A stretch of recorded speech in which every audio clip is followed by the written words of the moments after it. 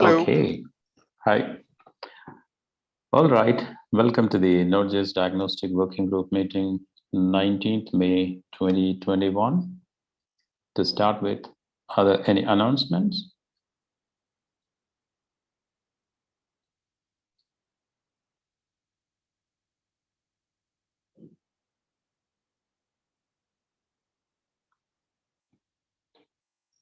I take it as a no. So going with the regular agenda as prescribed in issue number 477. The first one is async hooks stabilized part of async local storage 37675.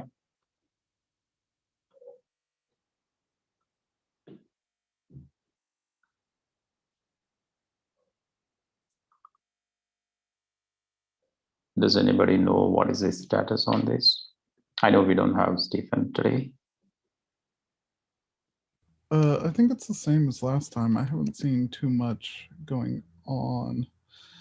So basically, taking a few methods and trying to stabilize them, not stabilizing inter with in particular. So I think it's still able to go forward. Last we talked about, there were no objections, unless somebody has one here.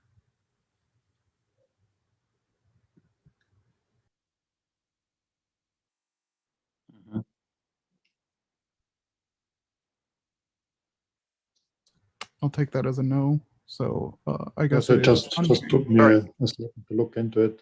Yeah, it's still in the same state. So Vladimir's had no time to actually complete the changes to get it through CI and whatever.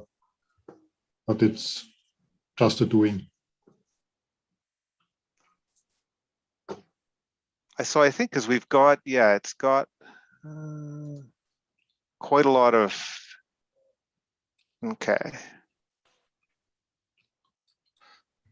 So I don't know, I haven't looked at it the very latest, but it's like, does anybody, I guess it's probably just some editing that's required, right? Correct, some docs editing looks like all that's pending.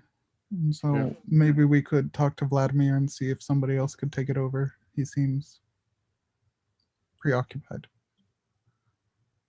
Yeah, I'm happy to chime in and with a comment saying,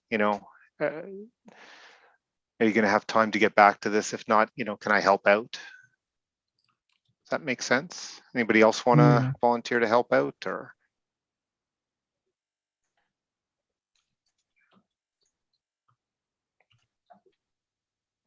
If not, I'm happy to do that. Yep, sounds good to me. Okay.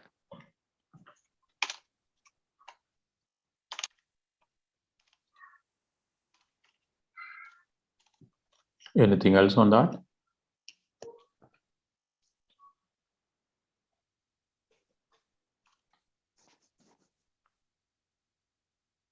Okay. So the next one is 437, which is identify async hooks use case beyond async local storage.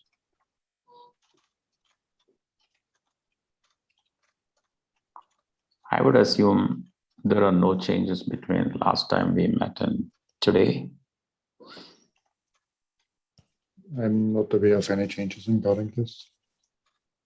So someone said that the poll or whatever is created somewhere, but I don't think that this happened.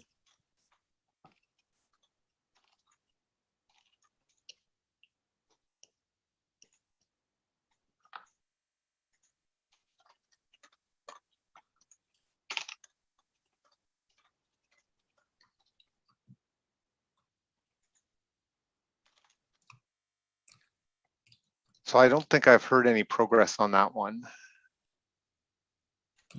I think we don't have a clear way to get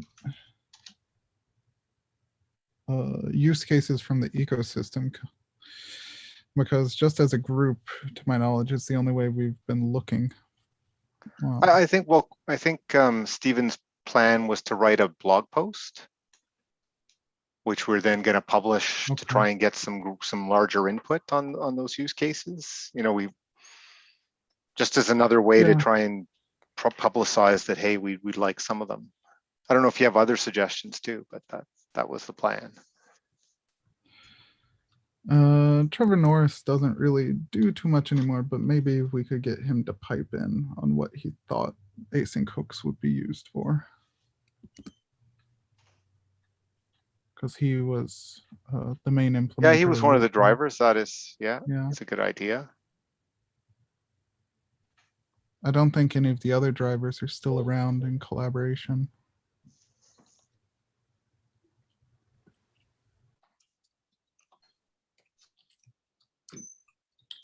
Is there any surround events that is planned for the OpenJS conference? You mean like a collaborator summit? Yeah, collaborator summit or some roundtables or fireside chat. I don't know what are the sort of community events, for example. There was some discussion of that, but the feedback was, one, they weren't as effective necessarily like online, and two, it makes lots of sense to co-locate those when people are traveling. But if you're not traveling, it's actually worse because, you know, if somebody's not traveling and dedicates a day or two for the actual conference, squeezing in some extra time for the collaborator summit in the same week is harder. So what happened is there's an issue in the OpenJS world. It was suggested we sync back in September to see, like, is it possible to do something in person more likely, or if not, you know, let's schedule a collaborator summit at a different time. Mm-hmm. So that's kind of where it was left, that let's look back in the September timeframe to see what we can do. There was a much more lightweight format, which I remember something happened in Montreal. I believe it was something called Community Corner, where you don't need to register.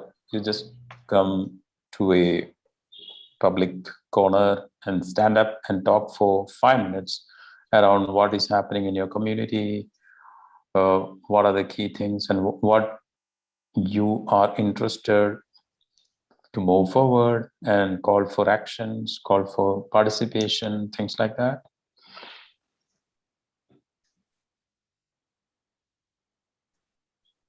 Yeah, certainly. I know, like, the format for OpenJS world is all pre-recorded. Okay. I think you know, that was possible to submit lightning talks. So I think there's some lightning talks as part of that, which is kind of related, but there isn't a community corner equivalent. Okay. It's a good idea. Like, that might have been something to suggest, but I think we're only a few weeks away. It's probably too late for that now. Yeah. I do think, though, that we should plan on, you know, a collaborator summit of some form for this year, because we definitely get valuable feedback from that. It just didn't, like, I kind of agree that we'll probably get more people and more engagement if we do it as a separate thing versus having been co-located with the conference itself. So it's kind of like in September or maybe August, we should look at, like, do we think we'll actually be able to do one in person October, November? And if not, let's plan something virtual.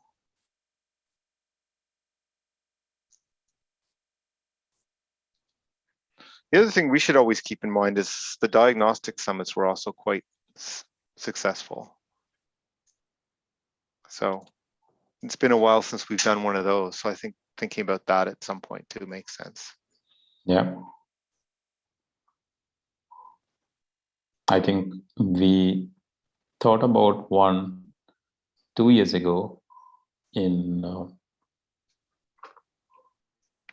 I don't remember the time frame, but we thought we should have one, and then somehow it got slipped away. Then the last year was filled with COVID situation. Everything was virtual. Yeah, we did one in 2018. Yeah. I think, yeah. Anyway, you're right. Like, yeah, definitely COVID. I think we would have done one, but with COVID, everything's been a little off. Yeah.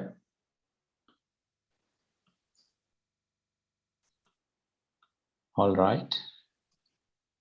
Anything else on this item 437?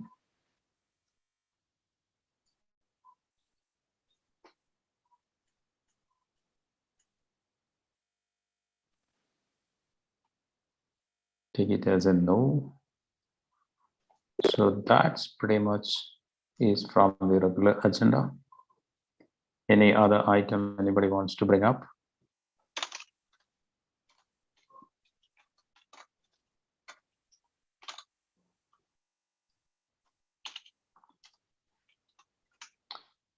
If not, I have a item which I added to the meeting for today, which is the diagnostic documentation best practice talk, which myself and Mary are planning to present in next week's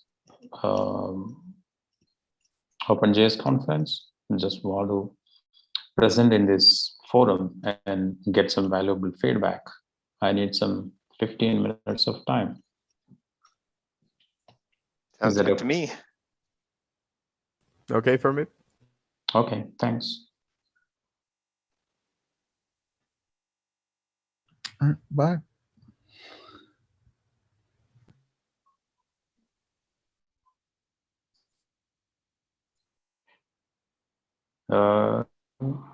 Where is my sharing screen option?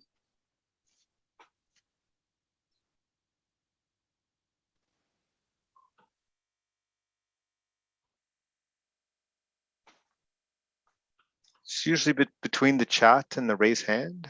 Yeah, thanks, I got it. Okay, good.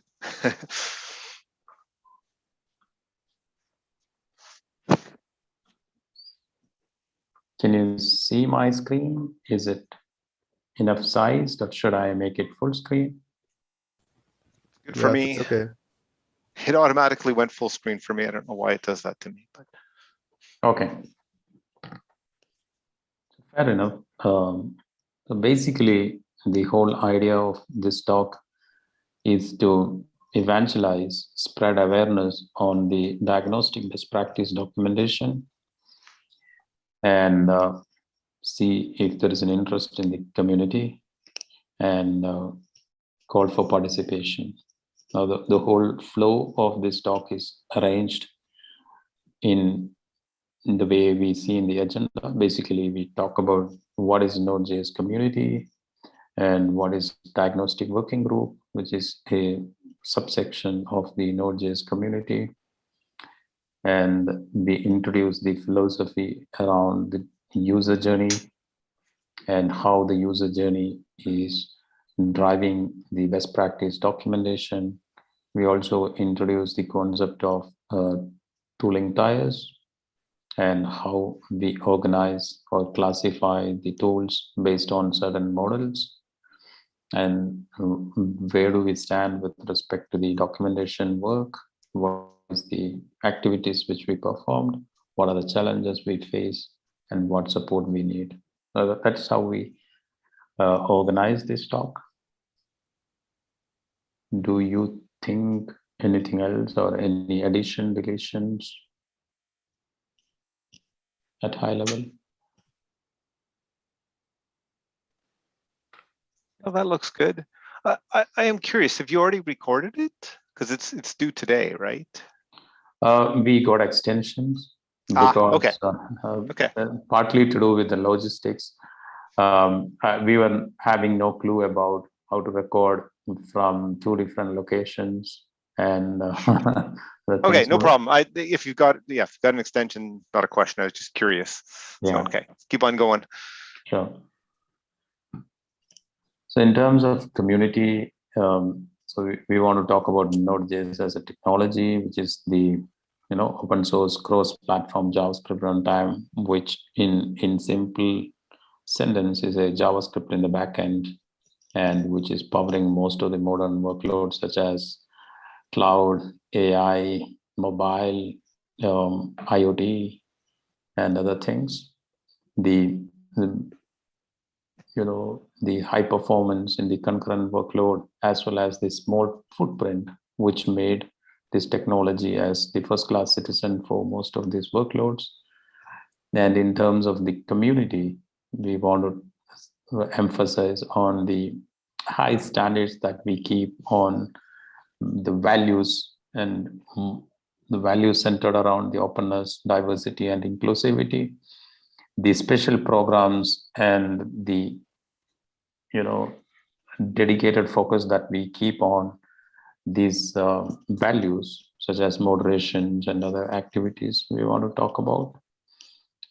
Just a nit, I think openness doesn't have a dash. Oh, okay. I'll make that change. I wasn't sure about how many active collaborators we have. I know the numbers from the core repo, but when we talk about the organization, I don't know if there is a clear-cut way of counting that. So I just condensed it into thousands of active contributors, if that makes sense. Yeah, that might be a little high. Like we have 100 core collaborators roughly, is it? Yeah, roughly 100 collaborators and 2,000 plus contributors. That Right. we are talking about the node.js/node, which is the core repo, but we do Yep. have 100 plus repos. I mean, I think thousands is okay. I'm not sure if I'd include active though. Oh, okay.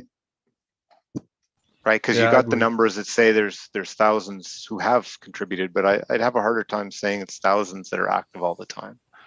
Yeah. So thousands of contributors, is it fine? Or, Yes, that's good for me. Yeah. or I mean, if there is a better description of the community, if I want to take it out and put something else which is more appealing. I could say, like, I wonder just like how many issues or PRs land, like how many issues and PRs are dealt with every week would be another measure of that, right? I Yeah. wonder, let me just take a quick look. Basically the traffic, the commit flow, something like that. I'm looking at insights. I think that But it doesn't could really be reflect good. the issues though, does it? I think that could be good to add on the community, the working groups that we have, how many working groups or things like this. The number of working groups. Yeah, Okay. could be good, I guess.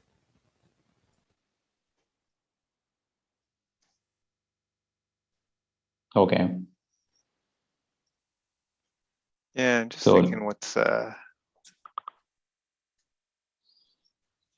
basically, like, 'cause, yeah, that's a good aspect that there's lots of different ways people contribute, right? yeah.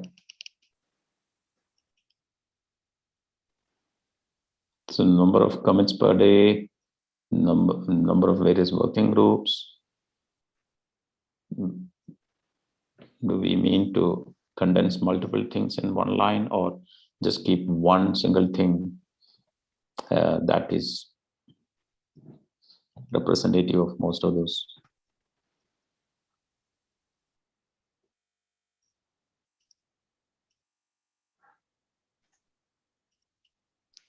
It's too bad there wasn't a year on GitHub. Yeah, I guess it's very difficult to measure that. Oh, there is a Kill me. year. No, that doesn't. No, okay, there is no year. Never mind. So think about it and let me know if we can replace it with something else, which is. I mean, I think with for a one-liner, you just want to say, you know, really, it's like many contributors across, you know, a number of repos is kind of the message, right?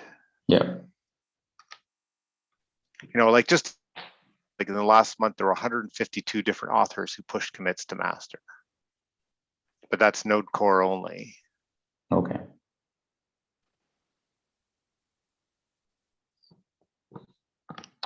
Sometime back, we used to say that third or fourth most active repo in the entire GitHub, but I don't think that is still the case.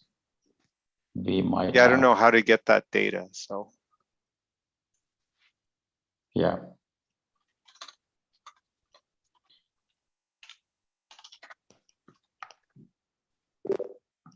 All right. Let me know. Let's think on that, and please inform me if something else. I will keep it. I will think about it at this point of time, and I will come back to it or think about it. Next one is talking about diagnostic working group. So here I want to say a little history around the working group. As we started as a tracing and postmortem working group as two separate working groups with slightly different objectives, one on the postmortem activities, while the second one was focusing on the tracing features, eventually realizing that the end goal and the objectives have high level of overlap, and merging both the working groups into the diagnostic working group in 2017. And since then, how the team has been critical in developing or helping to mature most of the diagnostic features, such as async hooks and profiling, tracing, LL node, diagnostic report, etc. I have a question here in the list. I went through the diagnostic report issues and picked up this list, which I'm convinced that the diagnostic working group has sufficient role in shaping these features towards maturity. Do you have any say on this in terms of is the list correct? Is it very liberal or is it very aggressive? That looks reasonable to me. I can see evidence of us discussing the roadmap, discussing issues, discussing various features, stability status, and things like that on all these tools in the diagnostic working group work items. So we are good here.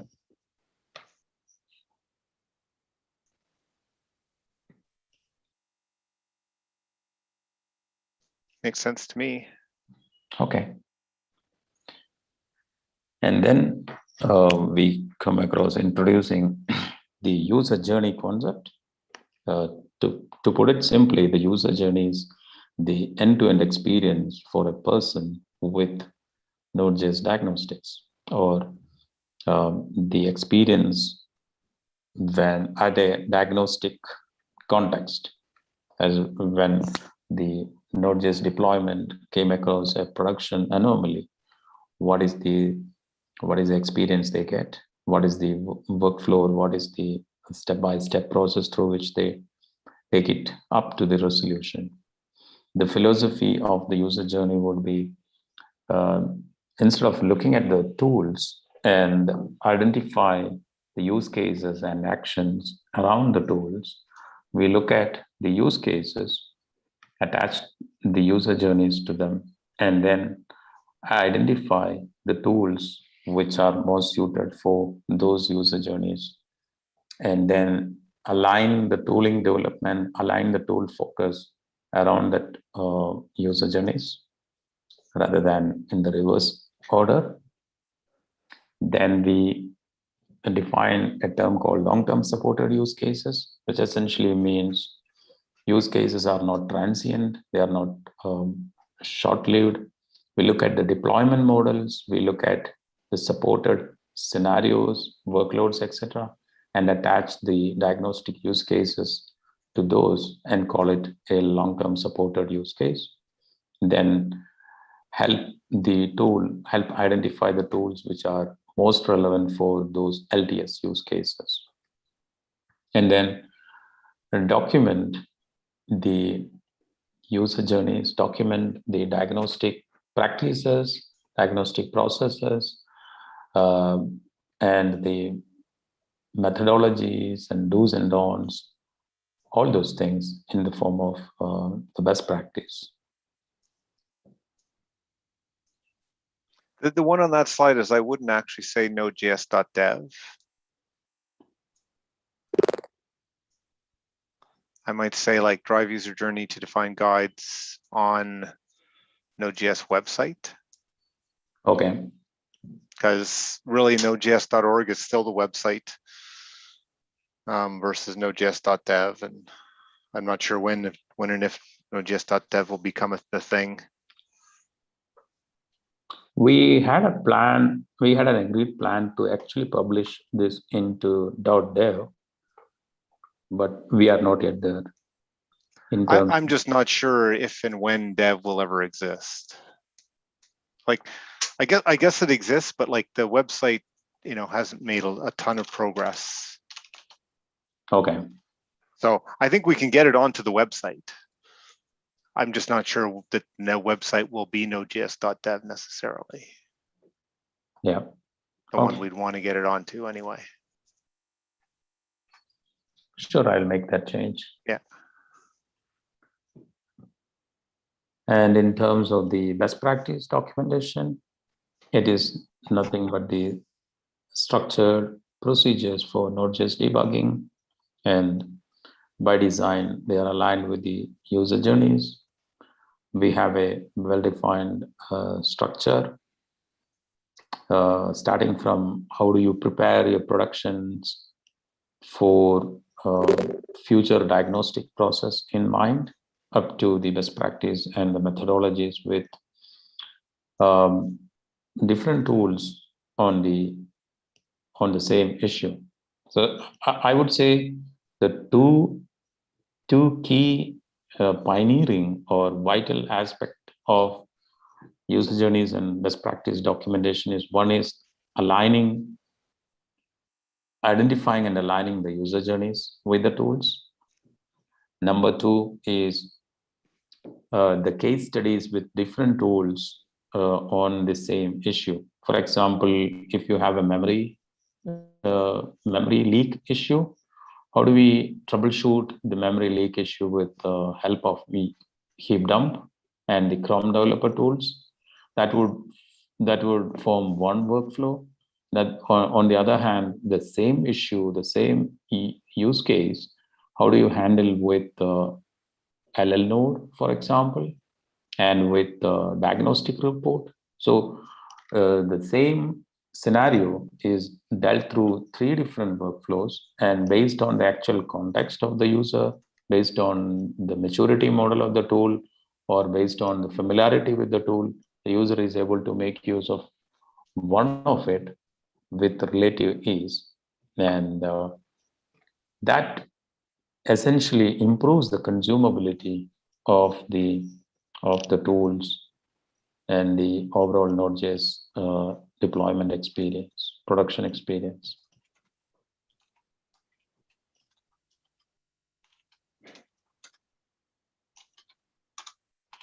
Yeah, I think that makes much sense to tell to the user the journeys, how to debug some possible issue in production, for instance.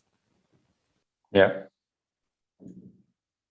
One tool may be best suited for diagnosing that specific issue, but because of the user's context, such as maybe security context or specific execution environment, that tool is not suitable. That tool cannot be used. Then we do have one or two alternative flows which will still help them.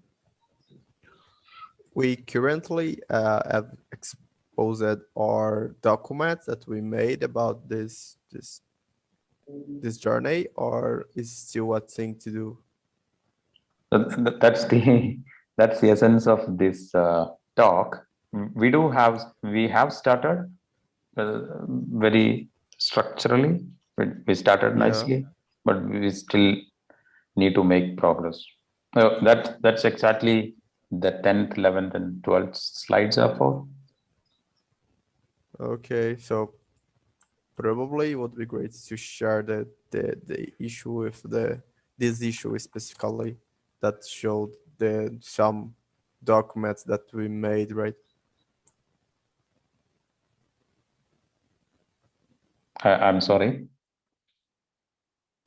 Probably would be great to share this issue on the diagnostic repository that Okay. contains four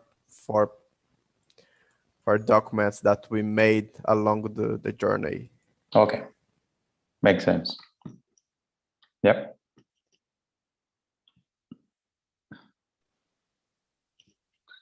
So the next slide is talking about the tooling tiers. Essentially, what is tiering is, assist classification of all the tools we do have.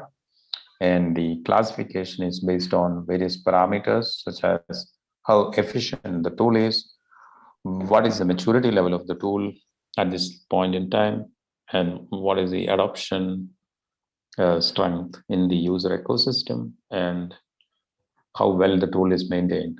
The tool can be maintained by the node.js project or externally, doesn't matter, but how strongly or how well it is maintained. So based on all these parameters, we assign a tier to the tool, which helps in two aspects. One is for a user, based on the context, their context, they can choose the right tool for that specific case or a context.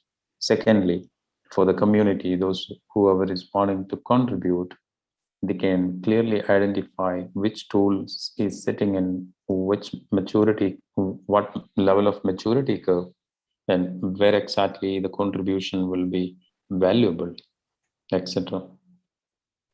So from the end user's perspective, from the contributor's perspective.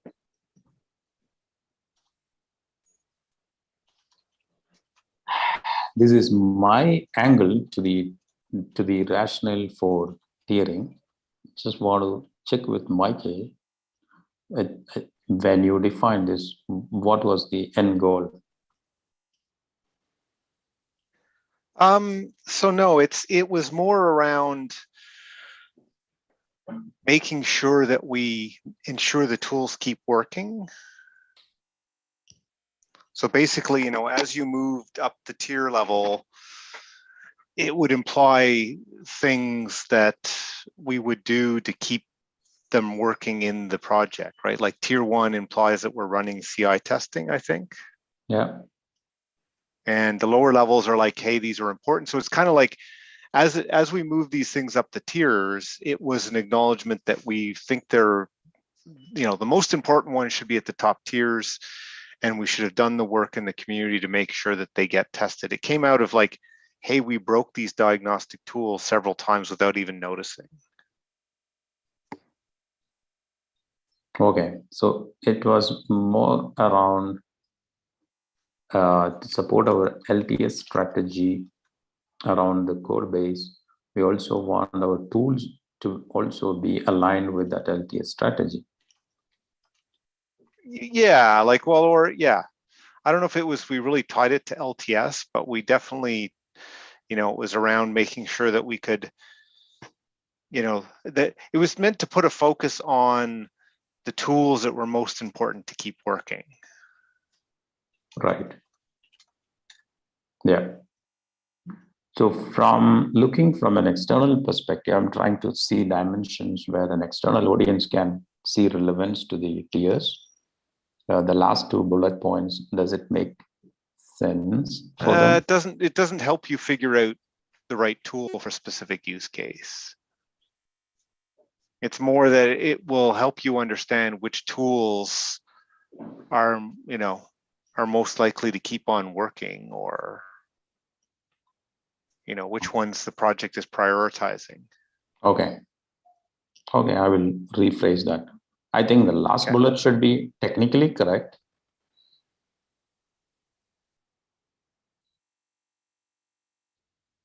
Yeah, sure. Yeah, that one's fine. Okay, or should I take it off? No, I think it's fine. Like, helps it helps focus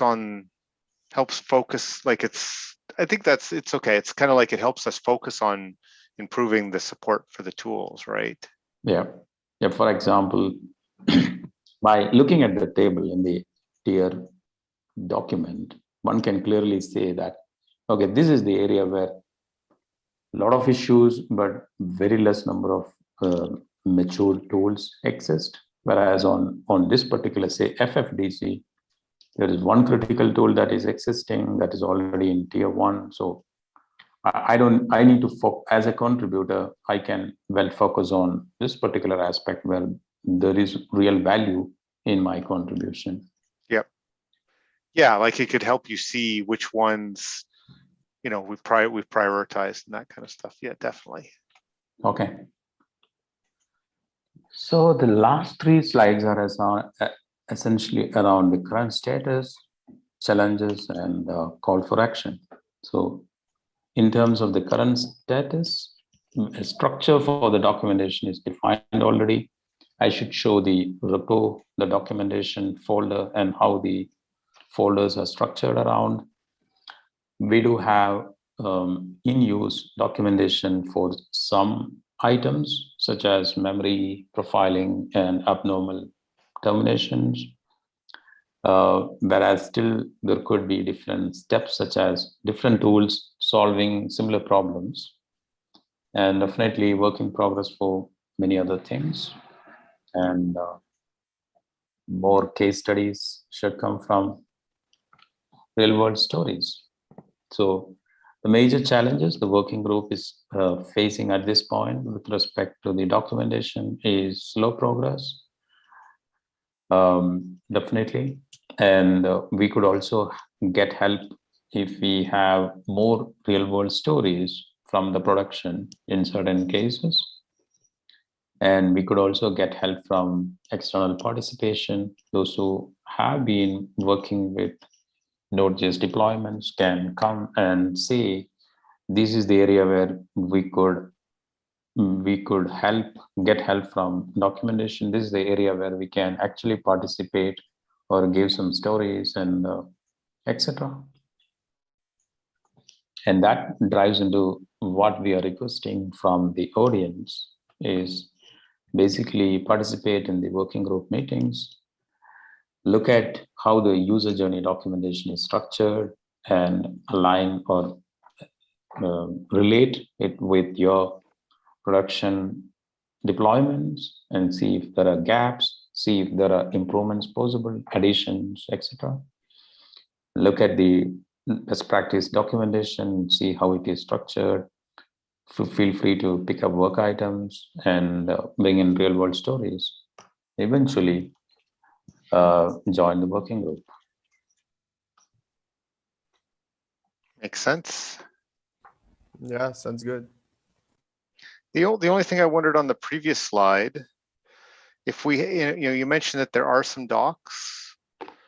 Does adding the links to those docs make sense? Yeah.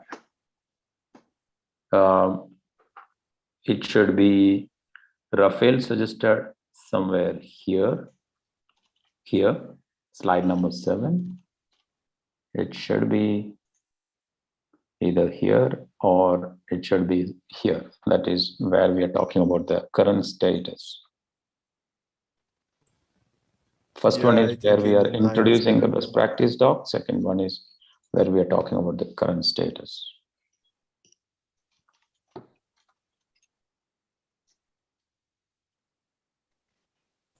Yeah, likely the 9 is better.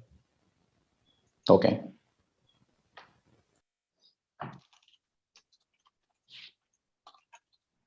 I'll do that.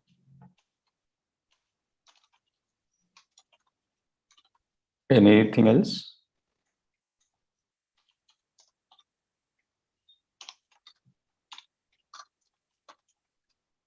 Nope. Okay, thank you very much. That was very good feedback. Unfortunately, Mary could not make it for today, but I already informed her that I'll be taking it through the working group and collecting the feedback. I'll incorporate that and start recording. Sounds good. So that's it from that. Any other topic for discussion today?